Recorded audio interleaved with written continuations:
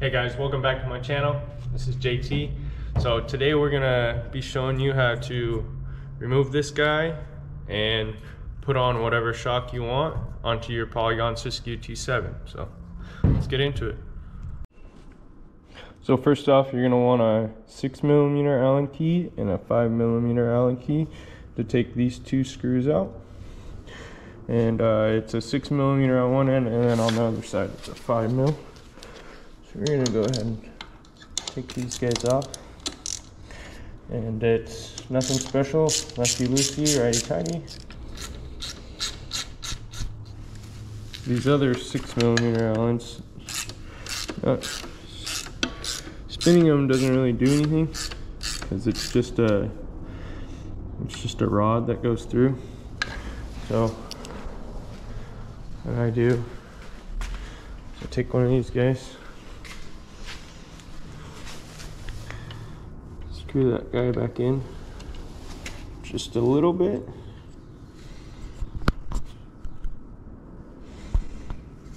just make sure it's screwed in there just a little, and then push on it so it pops out the other side, and then unscrew this guy. Once that's out on both of these, you can get a little prying tool, or if you can grab it with your hands, you can pull it out. So you can do this with many different things. I have this little guy here. This is nylon, so it's not going to scratch anything. Get this guy out of there.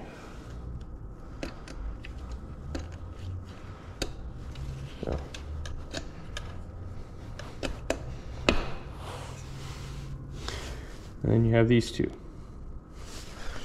So I'm going to take these and these, make sure they all stay together here.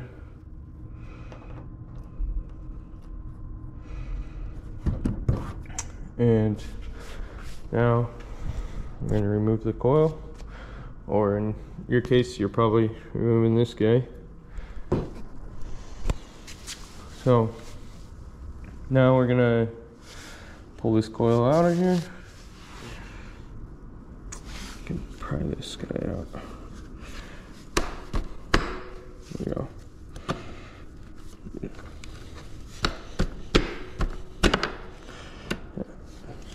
So if you don't have a bike stand like I do, this is gonna kind of sag and sit like that. So, but same thing, you're going to want to pop this side on your rear suspension first, downward, and then pull out, and that should get it. Take something like a razor blade and kind of clean up the paint in this areas, because the manufacturer, I think they probably have to paint these with the thing on, or I don't know, but a lot of paint builds up around here and it makes it harder to get the new one on. So we're gonna go into how you get the hardware, swap out your hardware, and make sure that it fits your Polygon. So let's come over here to the bench and show you how my JDEX originally came and how this is going to be when you pull it off. And then we're going to swap around some hardware. I'm probably just going to do one side to give you an idea, and then I'm going to put my coil back on. Alright. Okay guys, it is always a good idea to have a couple clean rags. So when you remove your suspension, you give it a little wipe down, and yeah, keep everything clean. So getting these off wasn't too bad. You do want to be careful so that you don't scratch anything, but sometimes you can just pry them off with your finger like on this one, I can get my fingernail in there, and it just came right off.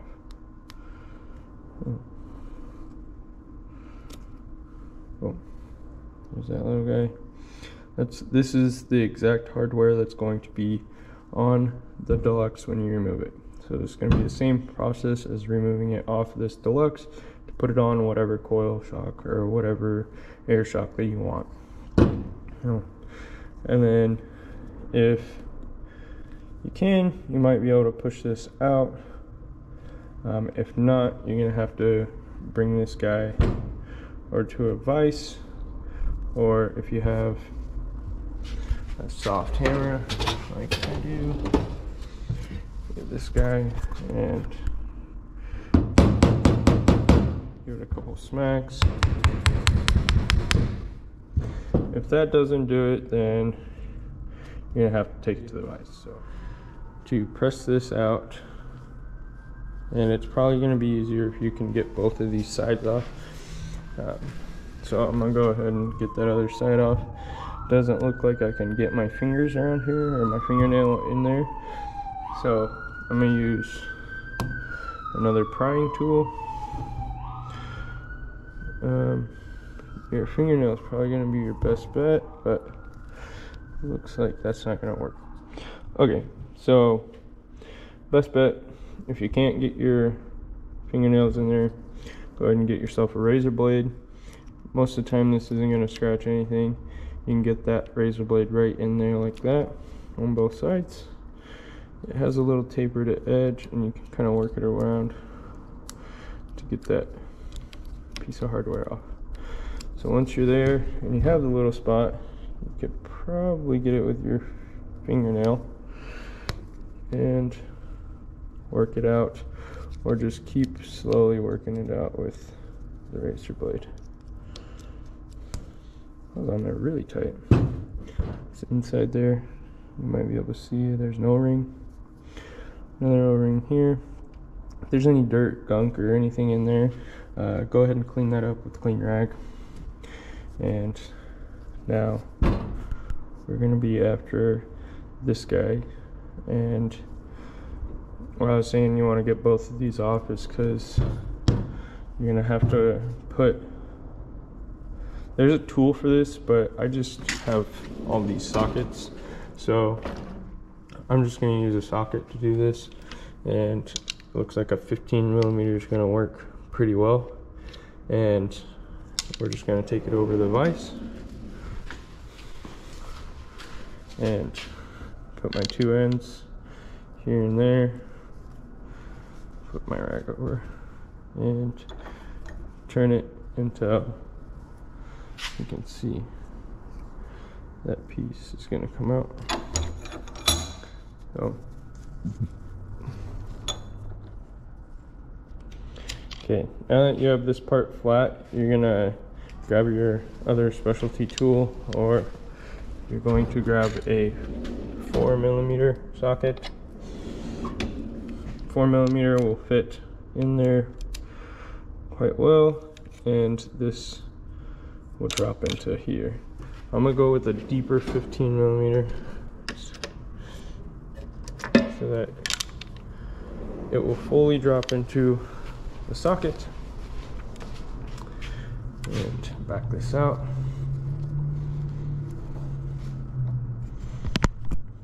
Enough so I can fit my socket in there, and then bring it forward.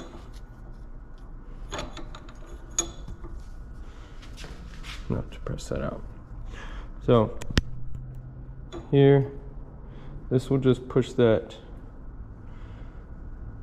piece all the way through until it drops into your specialty tool or your socket like I'm using. Now everything's in here, and like I said before, I'll link the specialty tool below, so if you guys want to use the actual tool, you can use that. And then now you want to get this bushing out right here. And originally this will come on here, and you will need these if you're going to be installing anything on your Polygon Siskiu G7.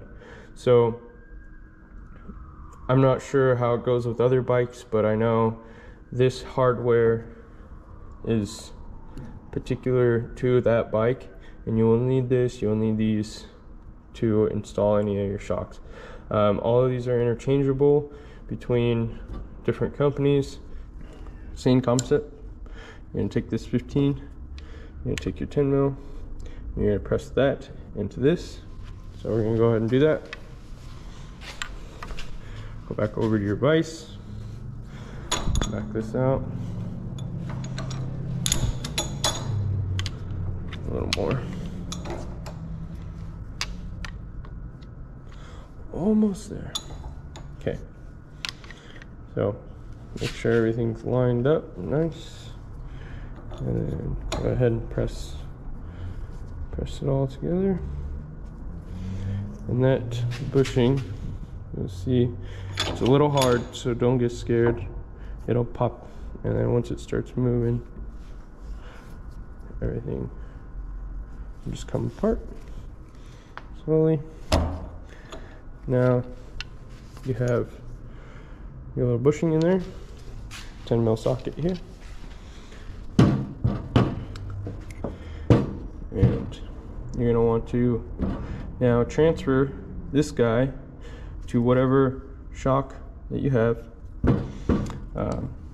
So originally this DVO coil shock, it came with these guys, which I'm pretty sure are like the same style as Fox. They use them, and why I had to do this is because I did the whole here, and you can see there's spacing here, spacing there, and then you go to install it and this moves around. So you don't want your coil shock to be moving around anywhere. So yeah, I had to swap over all of the components, and this is how it's pretty easy to do. If you have a JX coil, if you're trying to do the same thing, same kind of concept, get this guy in here, get that out, or your fingernail, however tight they are. Most of the time they are pretty tight.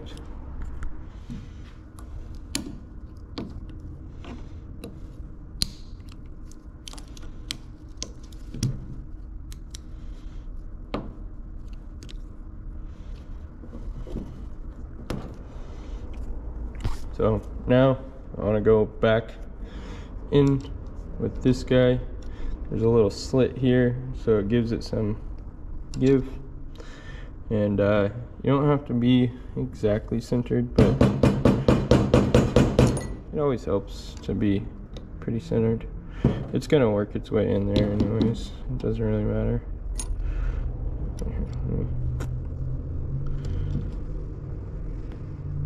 Okay, that's set up. Oh,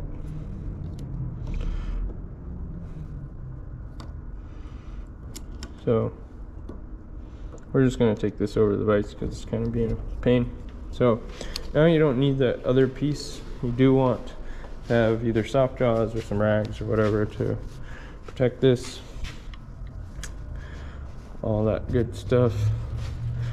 And here we're just gonna drive that guy in. Let's get this tight to where I'm not fiddling with it. Okay, so go pretty slow on this beginning part, and do you want this kind of straight? It's all tapered, so it's gonna work its way in, like I was saying before. So yeah, you see, and just slowly crank her in there. And then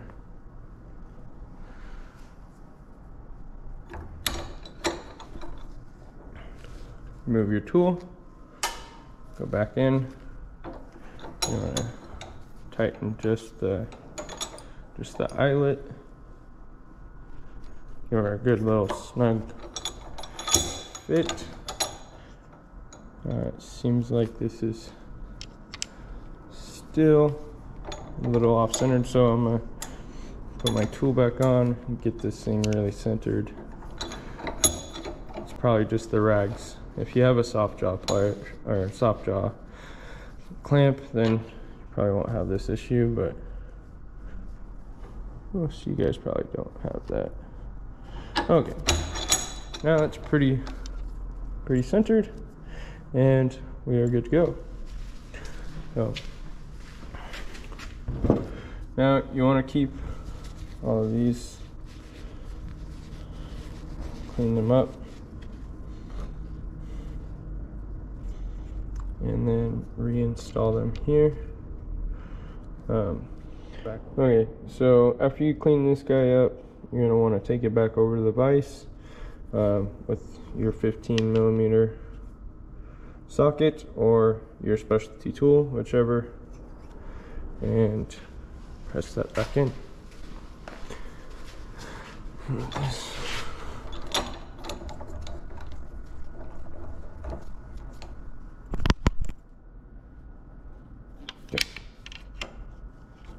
Almost.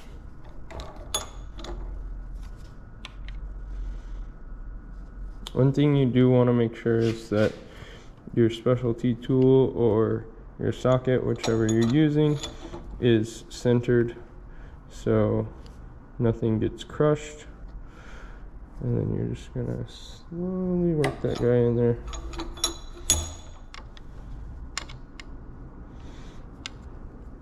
And bring it a little closer so nothing gets scratched.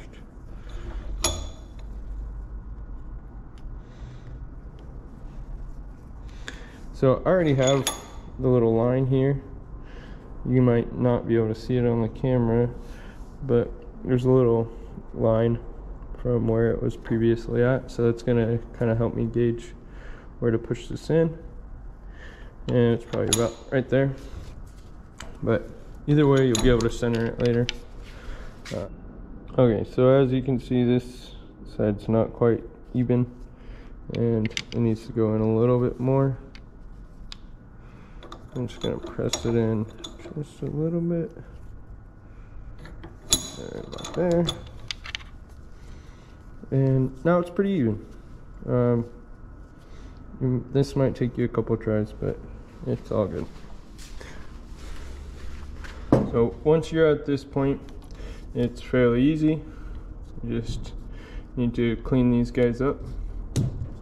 I think when I did it, I used some icy profile. They're pretty clean now, and I can just go ahead and slide them back on there like so, and like so. So once you're there, just like this and like this, you're going to be able to recenter everything by just clamping it all together again.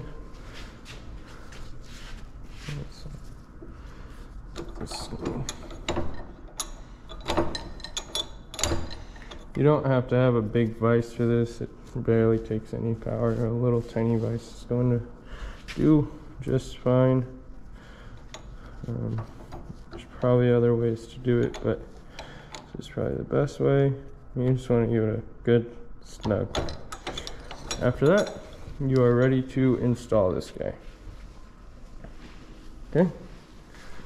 So, in reverse order of what we just went through, we're going to clean these pins up, and you can use a little shram butter to keep them nice and greased and sliding easily. So I'll go ahead and grab some of that. Alright, so a little bit of shrimp butter goes a long ways. Don't need a lot of it. Just a little dab on the finger. It's probably enough for both of these. And just give them a little whirl. Get a little bit of grease on there. And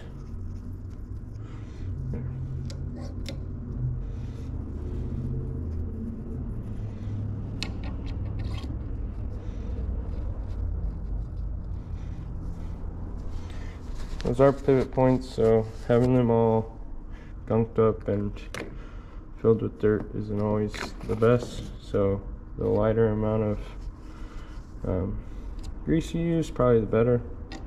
You can use probably dry graphite lube or something in that nature too, but you really don't need a lot. You don't want to have dirt getting in here and gunking up everything. It is just so when installing it, it goes a little bit easier for yourself. As you can see, there's a little Loctite here. This one is missing all of its Loctite, so it's not a bad idea to have a little bit of Loctite. Blue is fine. Just one little dab on one of them. It's going to be plenty. Take a little dab, take your other screw, work them together, and now you have Loctite on both. It's going to be plenty. So now we're going to go back to installing this guy on the T7. So you're going to want to clean up these, like I said before, of paint and other things like that. So I'm gonna just take a rag through and just clean them up real quick, so it's a little easier for me. They should be cleaned anyways every once in a while. Just wipe them down with a rag. Fairly simple.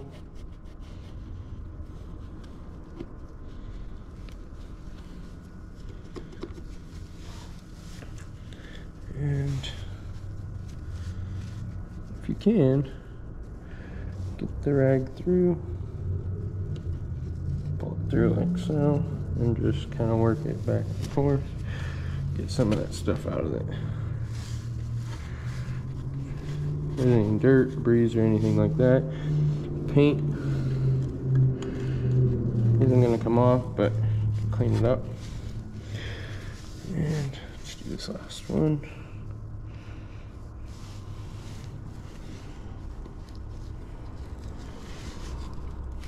Okay.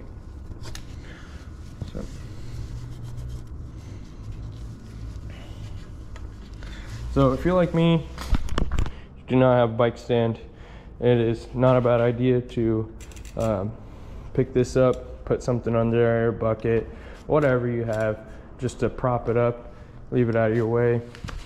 So I'm gonna do that. I think I'm gonna use this battery over here. Okay, so now that you have your bike situated, your wheel propped up, or if you have a bike stand, you probably won't have this issue. And you got everything cleaned up, you are ready to install your shock. So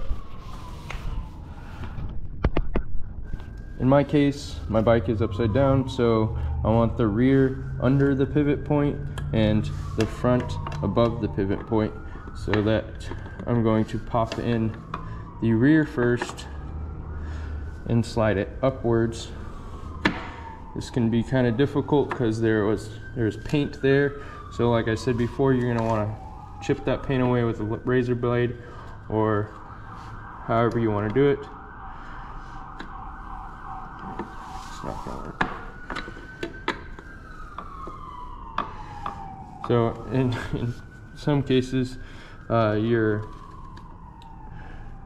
shock's gonna kind of get in the way of where you want. So like this, I wanted to set this before popping this back end in, and kind of already have it halfway in there. Lift up my back tire just a little bit more and slide up that, and then slide down there. So from here, we're gonna go get our mounting hardware and we're essentially done. So if you have these nice and greased, not with a lot, just a little bit of grease where you can barely see it on there, should be fairly easy to get this guy in here, align it. And I have to play with it a little. You're gonna have to find where it's actually, where the actual hole is. So you can, if you're struggling with that, see, you can always go to the other side and get a good look at where it's at.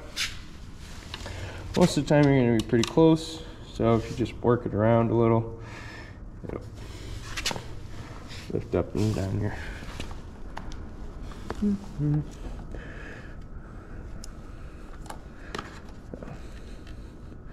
A screwdriver on the other hand too will help you align it.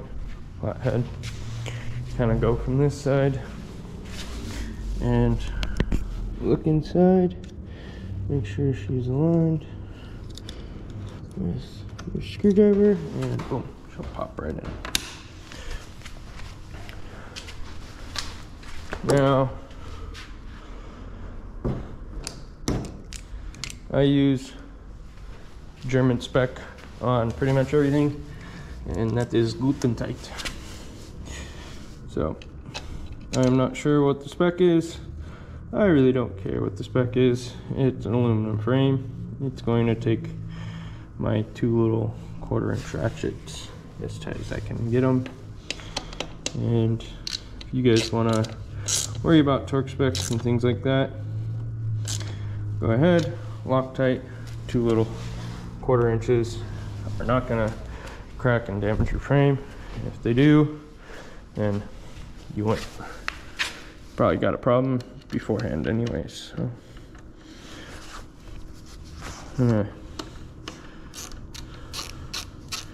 tighten these guys up.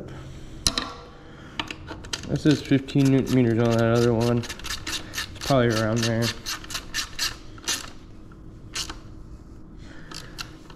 So there we go.